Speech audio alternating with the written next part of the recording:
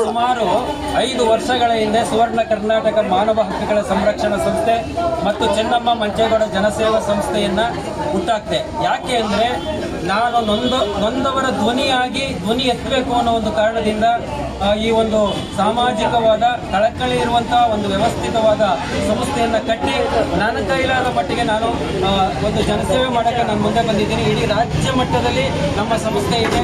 ಇಲ್ಲಿ ಜನ ನೋಡಿದ್ದೀರಾ ಎಷ್ಟು ಜನ ಸೇರಿದ್ದಾರೆ.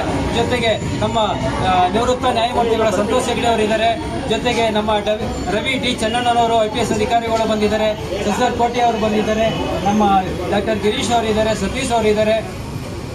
ಚಿಕ್ಕಬಳ್ಳಿ ಕೃಷ್ಣ ಅವರು ಇದ್ದಾರೆ. ನಮ್ಮಣ್ಣ ಇನ್ನು ಹಲವಾರು ಜನ ವೇದಿಕೆಯಲ್ಲಿ ಇದ್ರು. ಇನ್ನು ಬರಬೇಕಾಗಿತ್ತು, ಕೆಲವರು ಬರ್ಬಹುದು, ನನಗೆ ಗೊತ್ತಿಲ್ಲ ಸರಿಯಾದೈತಿ. ಆಮೇಲೆ ಸ್ವಾಮಿಗಳು ಬರಬೇಕಿತ್ತು. ಹಿಂಗಾಗಿ ನಾನು ಒಂದು ಒಳ್ಳೆಯ ಒಂದು ಸಾಮಾಜಿಕ ಕಳಕಳಿಯ ನಮ್ಮ ಡಾಕ್ಟರ್ ಬಾಲಗಂಗಾಧರ ನಾಥ ಸ್ವಾಮೀಜಿ ಅವರ ರಾಷ್ಟ್ರೀಯ ಸೇವಾ ರತ್ನ ಪ್ರಶಸ್ತಿಯನ್ನು ಒಂದು 80 ಜನಕ್ಕೆ ಮಾಡಿದ್ದೀನಿ.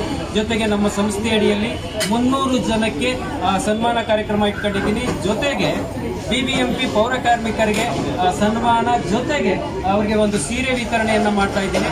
ಜೊತೆಗೆ SSLC ಮಕ್ಕಳಿಗೆ ಒಂದಷ್ಟು ಜನ ಗುರುತಿಸಿ ಅವ್ರಿಗೊಂದು ಸನ್ಮಾನ ಮಾಡುವಂಥದ್ದು, ಈ ರೀತಿ ಒಂದು ವ್ಯವಸ್ಥೆ ಮಾಡ್ತಾ ಇದ್ದೀನಿ. ಇಷ್ಟನ್ನ ಹೇಳ್ಬೋದು. ಯಾಕಂದ್ರೆ ಸಮಯ 75 ಜನರಿಗೆ ಸನ್ಮಾನ ಮಾಡಿದ್ರಿ, ಏನ್ ಅನ್ಸುತ್ತೆ ನಿಮಗೆ? ಸರ್, ನನಗೆ ರಿಯಲಿ ತುಂಬಾ ಖುಷಿ ಆಗ್ತಾ ಇದೆ. ಯಾಕೆ ಅಂದ್ರೆ ಇಂಥ ಒಬ್ಬ ದೊಡ್ಡ ಗಣ್ಯ ವ್ಯಕ್ತಿಗಳು ಬಂದು ನನಗೆ ಇಷ್ಟೊಂದು ಒಂದು ಎಕ್ಸಲೆಂಟ್ ಇಂಥ ಒಂದು ಕಾರ್ಯಕ್ರಮ ಮಾಡಿದ್ದೀರಾ, ಇಷ್ಟೊಂದು ಖುಷಿ ಆಗುವಂಥ ನಮಗೆ ಸಂತೋಷ ಆಗ್ತಾ ಇದೆ. ಎಷ್ಟೋ ಮಾಡ್ತಾರೆ, ಸುಮ್ಮನೆ 10 ಜನ 100 ಜನ ಸೇರಿಸಲ್ಲ, ಸುಮ್ಮನೆ ಕಾರ್ಯಕ್ರಮ ಮಾಡ್ತಾರೆ. ಬಟ್ ಈ ರೀತಿ ಮಾಡಿ ಒಂದು ಉತ್ತಮವಾದ ಒಂದು ಕಾರ್ಯಕ್ರಮ ಮಾಡ್ತಾ ಇದ್ದೀರಿ. ನಿಮ್ಮ ಬೆನ್ನೆಲುಬಾಗಿ ನಾವು ಸದಾ ಇರ್ತೀವಿ ಅಂತ ಸಂತೋಷ್ ಹೆಗ್ಡೆಯವರು ಇರ್ಬೋದು, ನಮ್ಮ ಲಕ್ಷ್ಮೀಪತಿಯವರು ಇರ್ಬೋದು, ಡಿ ರವಿಚಂದ್ರನವರು ಇರ್ಬೋದು, ಎಲ್ಲರೂ ಕೂಡ ನನಗೆ ಅವರ ಆಶೀರ್ವಾದ ಮಾಡಿ ನನಗೆ ಹೋಗಿದ್ದಾರೆ. ನನಗೆ ಅವ್ರಿಗೆ ಹೃತ್ಪೂರ್ವಕ ಅಭಿನಂದನೆಯನ್ನ ಸಲ್ಲಿಸ್ತೀನಿ ಅಂತ.